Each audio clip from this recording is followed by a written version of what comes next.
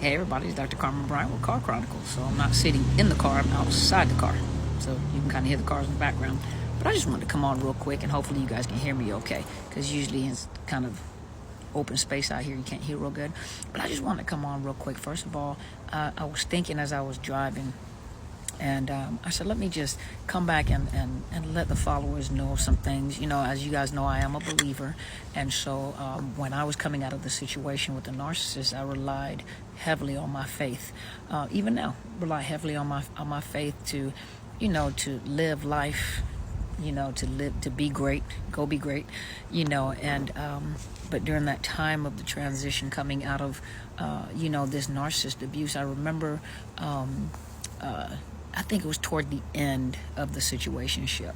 I remember thinking to myself, I said, dang, you know, when I met this individual, I was, and we're talking about weight. You know, I'm talking about weight and body dysphoria and things like that, right? So let me just back up all the way to the beginning. So this is story time. You guys ready? Okay, so when I was younger, so my grandmother is German, and she survived through World War II. Grandfather survived through World War II.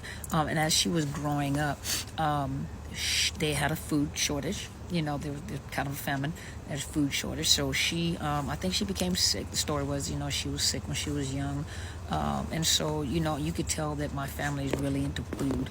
But she cooked. You know, she cooked, and one thing she hated is to see you skinny. She wanted to feed you, you know, so she's going to feed you. My grandma's going to feed you. You're going to make sure you eat.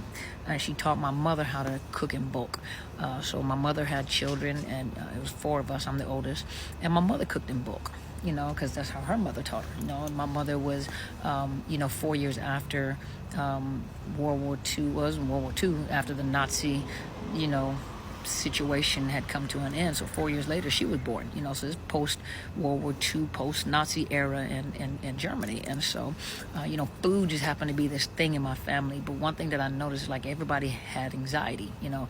Grandmother, grandfather, I think my grandfather, but he was very quiet. My grandmother, mother, my brothers and sisters, all of us, you know, dealt with anxiety. Kids dealt with anxiety because it passed on through generation to generation. And most of us had a unhealthy relationship with food. Now, my brothers and sisters are skinny by nature. I don't know how that happened because I was the juicy one.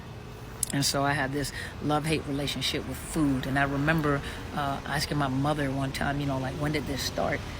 And she said that when I was 4 years old is when I started having this love-hate relationship with food. I started eating copious amounts of food. There's always stuff in my face, you know. And I remember it was like that as a teenager. I was just kind of running wild. You know, teenagers don't really think to eat, just running wild. And, you know, as I became a young adult, you know, food. And I remember, you know, when I came to the military, food. And what managed my weight somewhat was the activities that we did in the military, you know, physical training, ruck marches, you know. We were just physically active all the time, you know. Food. But I remember toward the end of the situationship with this narcissist, I remember going to visit him where he was stationed at the time. After I got out of the military, I went to go visit him. Didn't really want to, but I just did it, trying to be a good wife, you know, go visit him in the location he was at. In my heart, I knew that this is it. This is it. This was the This Is It tour. You know, that was it. I knew in my heart that it wasn't going to work. You know, I just, you know, be honest with you. You know, let's keep it real. Shame the devil. You know. Tell the truth, shame the devil, like the church folks say. I just really didn't like this person. I didn't like this person, but I was trauma bonded to this person. And I remember, you know, all this time he met me when I was heavy. I lost the weight. I was in great shape. Well, actually, I lost the weight, became anorexic, gained the weight, gained some of the weight back. I was in great shape. Went to Korea. I was in great shape, great physical shape. I saw pictures of myself, great physical shape. Came back, started gaining the weight, and I was big. You know, then got out the military. I was supersized. Lost the weight. You know, and I lost the weight trying to hold on to something that wasn't real, because he always has something to say about my appearance. You know, some of you guys can relate to, you know, I had children, so, you know, for those of us that had kids, you know, our bodies are not the same like young people, you know, and he was the one that liked to chase after young folk, but our bodies were not the same after we had children. And so, you know, my little pooch, I had a little pooch, But he used to tell me it was nasty. You know, he had always something to say about my appearance, you know. And I remember when I gained the weight, I remember him literally telling me, listen, y'all, and some of you guys can relate. I remember him telling me, you are fat and nasty. And brothers and sisters, let me tell you something. Even when I was at my juiciest of the juicies of the juicy of all juicies, at the height of my juiciness, I was never fat and nasty. I always looked nice. I always looked nice. I always dressed nice, smell good, look good. And I was not fat and nasty. But he let me know I was fat and nasty, you know. And so in my mind, you know, you're always trying to win them over, you know, try to lose the weight, you know. And I remember I had lost the weight, and unhealthy way of losing the weight too. But, you know, I didn't feel good because I was doing it for the wrong reason. But I remember going over there and trying to win this. I wasn't trying to win the husband. It was like I was trying to win his approval, win his affection, you know. And I remember getting in the shower. I was so depressed being there. And believe it or not, y'all, believe it or not, some of you guys can relate to this.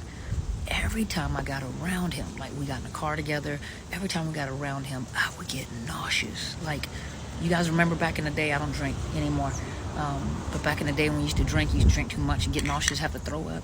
Every time I got around him, I was nauseous. I felt sick. I wanted to vomit. I just couldn't be around him, you know, and I was trying to maintain. It was making me sick. I had lost all this weight already, and then I'm over there where he was at, and every time I got around him, I was nauseous. I was sick. He was making me nauseous. Oh, I just wanted to vomit.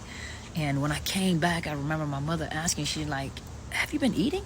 And I was like, oh, I felt nauseous and I felt sick and I just couldn't eat. She said, I figured that I was bad. I mean, my eyes sunk in my face and everything. It was horrible being around him. It was terrible. But I remember I had gotten in the shower, and for those of you that are believers, you'll understand what I'm talking about. I'm a believer. And I remember I was praying, and I remember distinctly hearing God say in my shanana, in my spirit, I heard him distinctively say, he said, you got with him when you were heavy. You lost the weight. You were in great shape. He said, you gained some of the weight. He said, you were still in great shape. He said, you lost the weight. You were in the best shape that you have ever been in your life when you were stationed in Korea. Looked great. You look at pictures. He said, looked great. Felt good. Healthy. He said, you gained the weight. You became obese. Got bigger. He said, now you lost the weight again. And you're small again. He said, have you ever thought that you're not the problem? That at your heaviest, he was dissatisfied. At your smallest, he was dissatisfied. In great shape, he was dissatisfied. He said, it's not a you problem. He said, that's a him problem. He's not satisfied with himself. He don't even care about himself. That's not a you problem. That's a him problem. So I said all that to say this, that some of you guys are still trying to win the affection of that narcissist.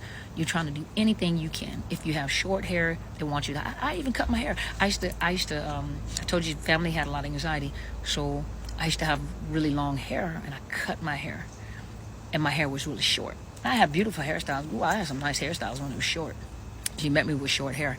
I used to wear a lot of weave and things like that, and he complained about that, and you know, my hair was short. Then he had a problem with the fact that my hair is naturally wavy. You know, I'm African American of other descent, but he told me I was lying, that my hair was not really curly. I mean, you know, wavy. And what did I do? So I mean, gaslighting. When I say gaslight, he was telling me I was lying. My hair doesn't look like that. Oh, it was terrible. I introduced him to Revlon, honey, and he actually thought his hair looked like.